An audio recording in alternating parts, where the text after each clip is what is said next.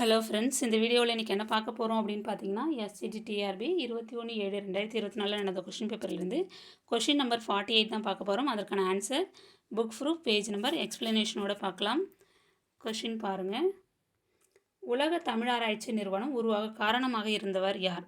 Option A Kaniyan Poongundranar, option B Thani Nayagam Adigal, option C G U Pope, option D செனக்கா.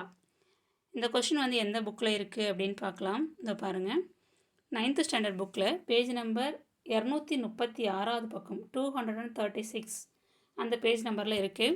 இதோ இருக்குது பாருங்கள். நான் அந்த க்ரீன் கலரில் இந்த பாக்ஸ்க்குள்ளே பாக்ஸ் கட்டி கொடுத்துருக்கேன் பாருங்கள். பாக்ஸ்குள்ளே க்ரீன் கலரில் வந்து ஷேட் பண்ணியிருக்கேன் பாருங்கள். அந்த லைன் தான் பாருங்கள். உலக தமிழாராய்ச்சி நிறுவனம் உருவாகவும் இவர் காரணமாக இருந்தார். இதில் யாரை பற்றி சொல்லியிருக்காங்க மேலேருந்து பாருங்கள். நூல்வெளியில் தமிழுக்கு தொண்டாற்றிய கிறிஸ்துவ பெரியவர்களுள் தனிநாயகம் அடிகள் குறிப்பிடத்தக்கவர். அடிகளாரின் சொற்பொழிவுகள் தமிழர் புகழை பரப்பும் குறிக்கோளை கொண்டவை. இலங்கையில் யாழ் பல்கலைக்கழகத்தில் அவர் ஆற்றிய பஸ்கர் நினைவு அறக்கட்டளை சொற்பொழிவு பாடமாக இடம்பெற்றுள்ளது. தம் சொற்பொழிவு வாயிலாக உலகம் முழுவதும் தமிழின் புகழை பரப்பினார். அகில உலக தமிழாய்வு மன்றம் உருவாகவும் உலக தமிழ் ஆராய்ச்சி நிறுவனம் உருவாகவும் இவர் காரணமாக இருந்தார். ஓகேங்களா?